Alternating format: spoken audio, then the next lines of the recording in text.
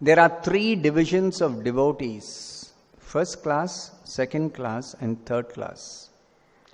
Even the third class devotees are liberated souls. Even the third class devotees are liberated souls.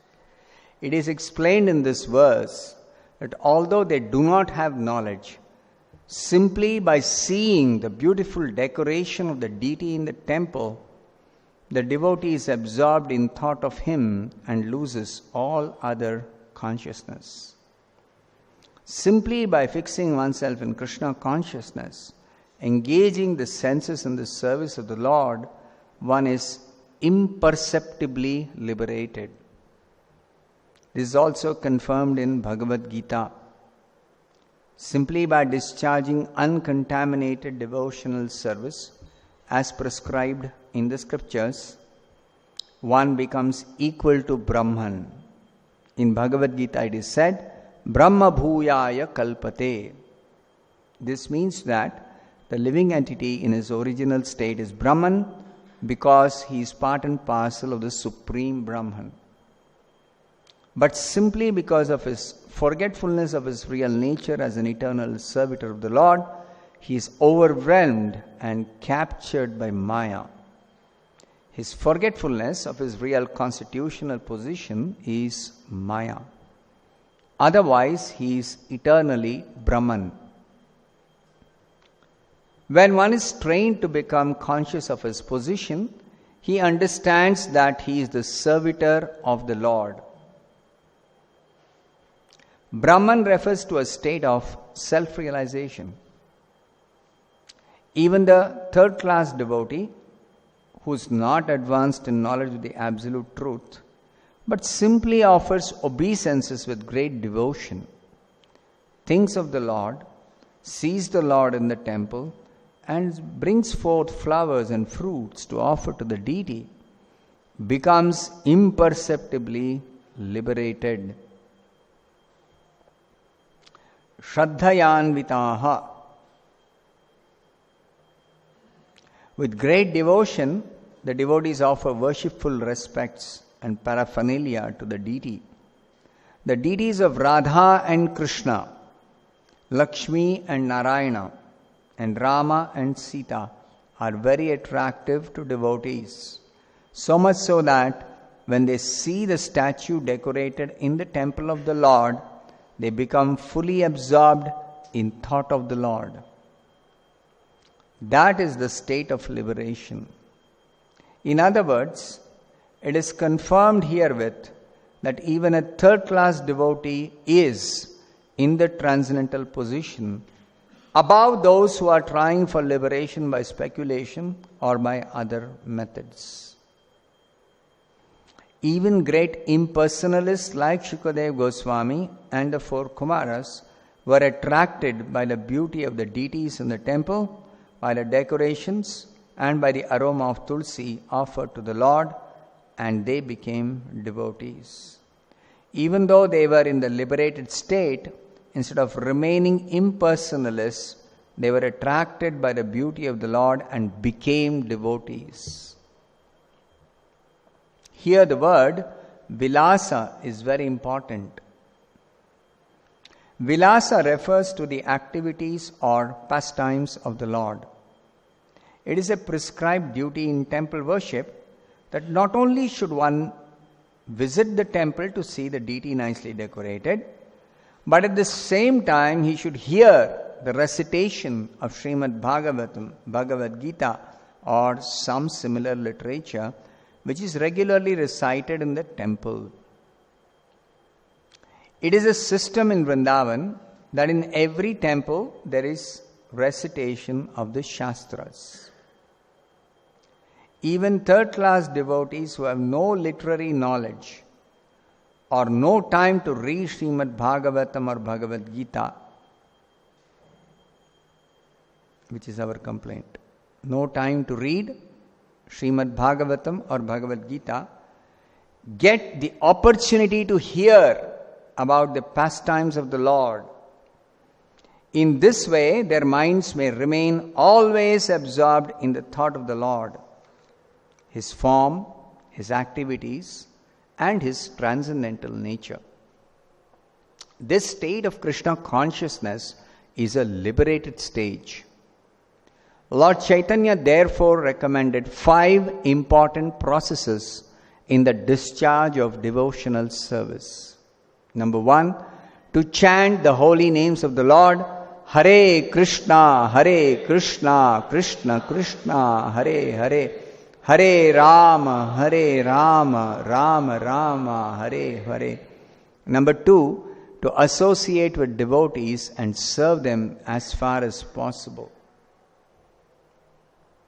Number 3, to hear Srimad Bhagavatam. Number 4, to see the decorated temple and the deity. And, if possible, number 5, to live in a place like Vrindavan or Mathura.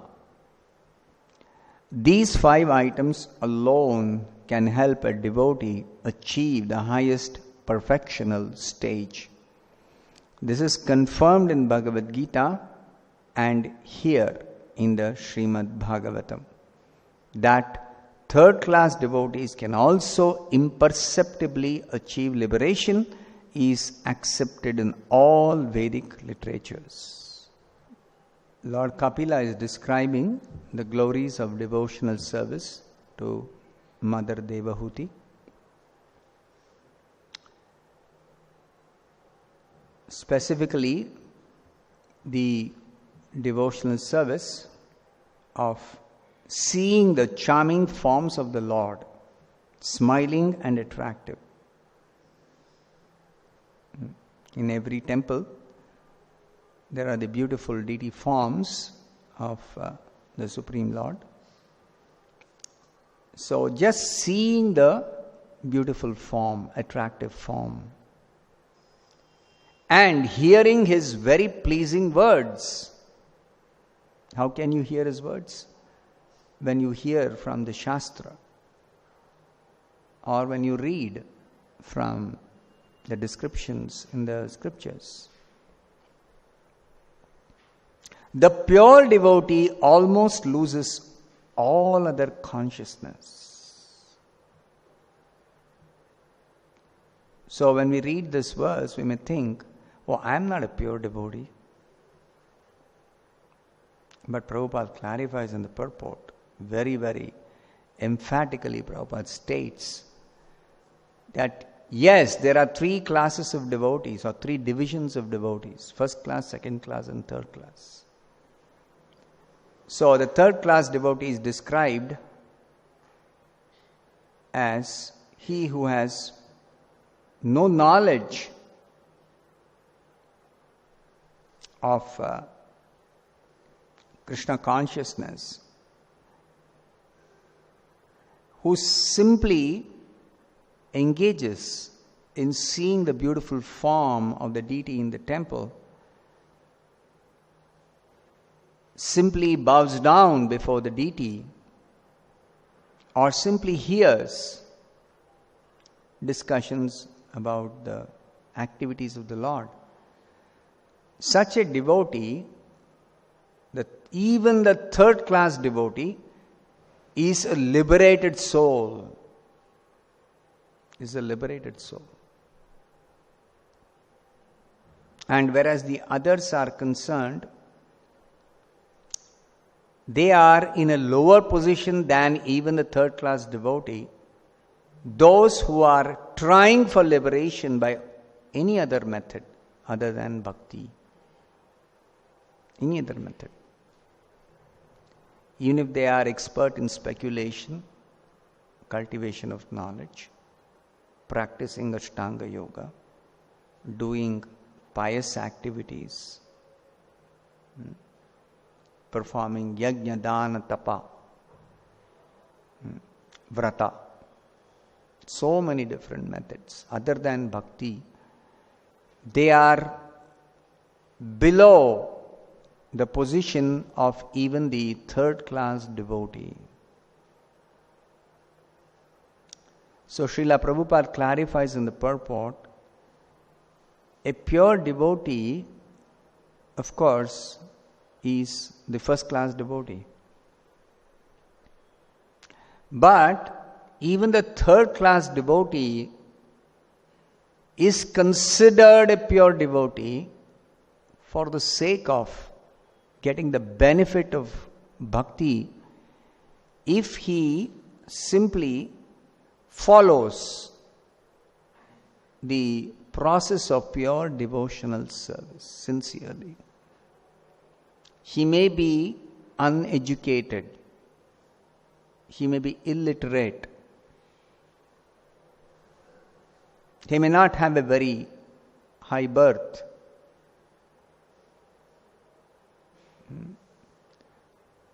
Whatever may be his actual condition, if he simply sincerely follows the pure devotional process, he is immediately liberated. And if he is able to get attracted to hearing about Krishna, or he gets attracted to seeing the deity of Krishna, he gets attracted to anything about Krishna in the temple or in the association of devotees, then he loses all other consciousness by such absorption in any activity of pure devotional service.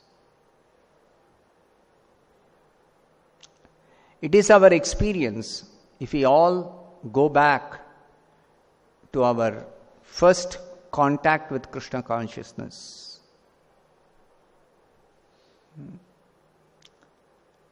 we would have been attracted to some aspect of Krishna consciousness, and we would have actually become, at least for some time, absorbed in either the deity or in hearing about Krishna, or even in prasadam, tasting that extraordinary, wonderful prasadam, or becoming absorbed in kirtan. Some or the other, absorption in Krishna consciousness, even imperceptibly. That means we are not aware what is Krishna consciousness.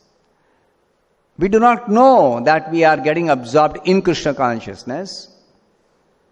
We are simply attracted and we lose all other consciousness. We lose all other consciousness. And that is liberation. So how is that liberation? That Srila Prabhupada explains in the purport. First of all, it is explained that everybody is pure spirit soul, Brahman. But because of being forgetful of his real constitutional position as Brahman, he is captured by Maya, and in that forgetfulness he is simply serving Maya in different ways. So by good fortune, kono bhagyavan jeev, some fortunate soul, by the mercy of a pure devotee spiritual master, Guru and Krishna, the Supreme Personality of Godhead, may get the seed of pure devotional service.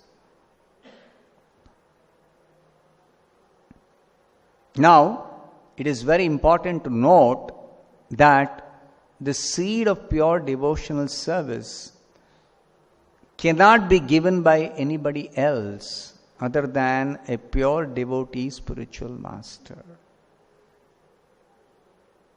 Others may be able to give other types of seeds, karma bija, or jnana bija, or yoga bija.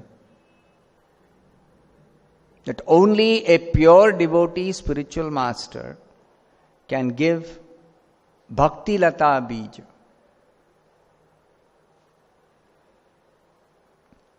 And it is said, at the time of initiation, the pure devotee, spiritual master, sows the seed in the heart of the devotee, aspiring devotee. And then he trains the devotee how to cultivate this Bhakti Lata, the creeper of devotion. Gradually, this seed will grow into a plant. And the plant keeps on growing till it becomes a big tree. And finally, when the tree grows and grows and grows and penetrates the coverings of the universe and goes to the spiritual sky and reaches the lotus feet of Krishna, then the tree yields the real fruit of this Bhakti Lata. That is Krishna Prema, love of God. So this is the whole process. So if you are interested in this Krishna Prema, then you have to approach a pure devotee spiritual master. And you have to receive this Bhakti Lata Bij. Again, there are those who are unfortunate because they do not approach a pure devotee spiritual master. They may be interested in pure devotional service, but they approach somebody else other than a pure devotee spiritual master. Or there are those who may approach a pure devotee spiritual master, but instead of receiving the Bhakti Lata Bij, they are interested in something else. They are interested in some material gain. Prabhupada's Guru's Guru. Who is that? Gaur Kishoras Babaji Maharaj. He would sit next to a toilet and chant Hare Krishna. Why? Because simply these materialistic persons would come and bother him, give me ashirvad, give me blessing for some material benefit. So he was disgusted. These people are simply a botheration. It's no use. This material benefit is no use. It's useless.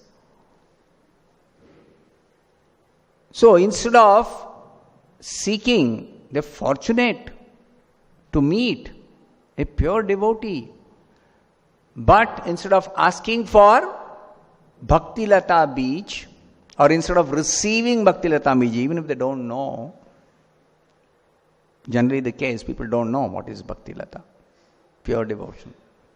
But instead of receiving that, they think, no, I don't want Hare Krishna. I want something else. So unfortunate persons. That is why Chaitanya Charitamrita says, Kono Bhagyavan Jeev, some rare fortunate soul somehow receives this Bhakti Lata Bij.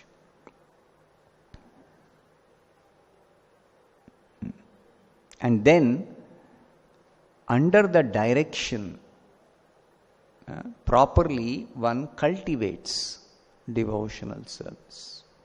Cultivation means just like a very valuable seed of a very precious tree. It will take time to cultivate before it gives the fruit. Just like they say, a good mango tree, if you sow the mango seed, there has to be fertile ground There has to be proper watering. You have to protect the tender creeper or tender plant in the beginning. All the precautions. And then you have to patiently wait. They say it takes about 15 to 20 years. Nowadays people are so impatient that they want immediately the fruit. So the scientists also are busy, agricultural scientists, doing some research, genetic modification, GM seed, all kinds of things. But if you are impatient, you cannot get this fruit. So you have to patiently wait after cultivating. And then just like when somebody is cultivating some crops, then there are weeds. So Chaitanya Mahaprabhu explains this process, that there are weeds in devotional service, in cultivation of devotional service. So one has to carefully identify the weeds and then remove the weeds, throw away the weeds. And then only the healthy growth of this tree of devotional service will take place. And constant watering goes on in the form of hearing and chanting the holy name and hearing and chanting the glories like Srimad Bhagavatam. So, the conclusion is that even the third class devotee who is on the pure devotional path,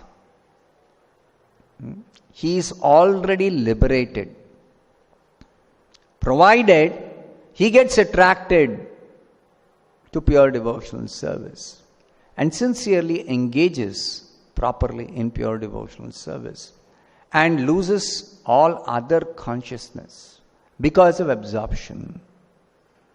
This is a process. Now Chaitanya Mahaprabhu is teaching us that there are 5 important processes in the discharge of devotional service. 5 important processes. The first one is to chant the holy names of the Lord, the Hare Krishna mantra. The second one is to associate with devotees and serve them as far as possible. Vaishnava Sangha and Vaishnava Seva. This Vaishnava Seva generally is neglected. And sometimes people even neglect Vaishnava Sangha also. So this is very, very important. Vaishnava Sangha and Vaishnava Seva. The association also is for serving the Vaishnavas. Now generally, what is the kind of service in the association of devotees? It is the activities for furthering the mission of the Supreme Lord in this world, for furthering the preaching. That is where cooperation is required. That is where seva is required. It's not some personal service for somebody's false ego. No. It is Vaishnava seva for increasing the preaching. And then third one, to hear Srimad Bhagavatam. Daily hearing Srimad Bhagavatam. Nityam Bhagavata Sevaya. Bhagavata Seva, the second point, serving devotees or Bhagavatas. And also the third one, hearing Srimad Bhagavatam. This is service to the book Bhagavatam. Hearing Srimad Bhagavatam or reading or studying. Fourth one, to see the decorated temple and the deity. This is very important. To see the decorated temple and the deity. Every day in the temple there is shringar, there is decoration. So, seeing that decorated deity and seeing in such a way that one completely loses all other consciousness. This is darshan. This is darshan. The effect of darshan is the test of proper darshan. How to have darshan? See the deity, beautifully decorated deity, become attracted. Our tendency is that in this world, generally, that if we see something repeatedly, then we may not have so much attraction, or we may not become absorbed in seeing for a long time. That is because we are having a misconception that the deity is actually a metal statue. It is lifeless. There is no life. Simply another doll, nicely decorated. As far as Krishna is concerned, where is Krishna? He is far away in Goloka Vrindavan. But this misconception has to be, first of all, completely eradicated. That Krishna has personally come. Yes, he is in Goloka Vrindavan. But he has kindly appeared because of the mercy of Prabhupada. He has appeared in the deity form. And he is standing there, casting his merciful glance on whoever comes in front of him. Whoever looks at him, his merciful glance, his blessings, and he receives a service very mercifully. He is not in need of any service, but he receives. When somebody bows down, he receives that service. When somebody prays, he receives the prayers. When somebody offers, as Prabhupada says, some fruits or flowers, something, he accepts. So that is his mercy. So he is there, personally there. So this first misconception that the deity is a metal statue or a stone statue, that has to be eradicated. Deity is not a statue. So, deity is Sakshat Krishna, and out of his kindness, because of his inconceivable power,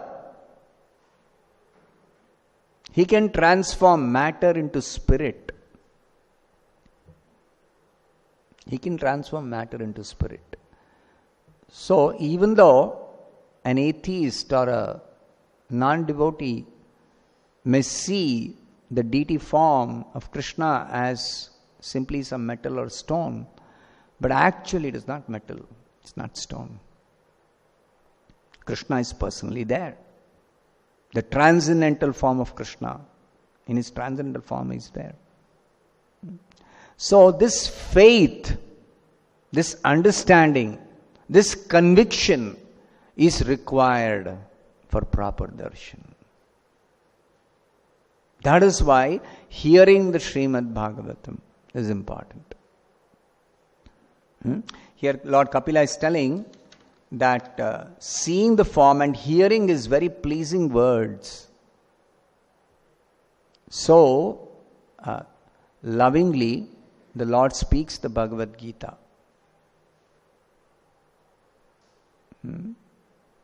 Bhaktosi me sakha cheti rahasyam metaruttama.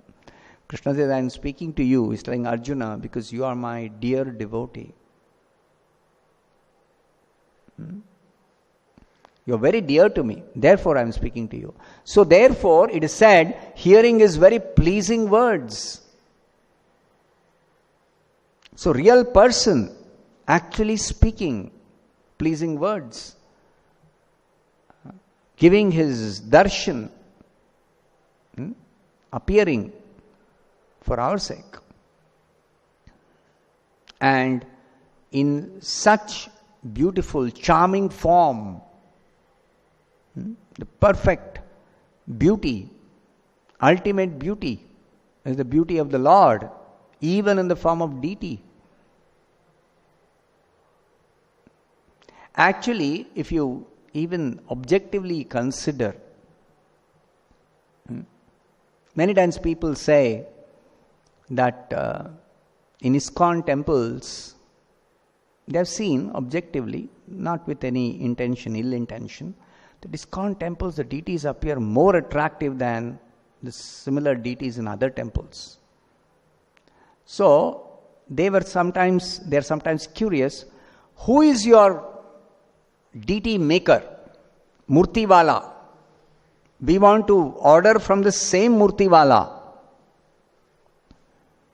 But that's not the secret of our deities being more attractive.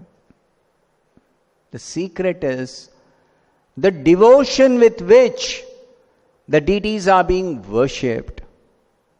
The devotion with which they are worshipped. You see? Jagannath deity in Jagannath Puri. By material standards, how can they be attractive? How can Jagannath deity be attractive? Simply two sticks like this, hand. Two big, black, round things called eyes. How can they be attractive? But to devotees, Jagannath is so attractive. So attractive. Only those who have experienced that attraction and those who hanker for that darshan, they can testify. Jagannath is so attractive. So it's not who is the deity maker, how the deity is made. Of course, Shastras are there describing the form of the deity. It's not speculated form. It's a actual form of the real Lord.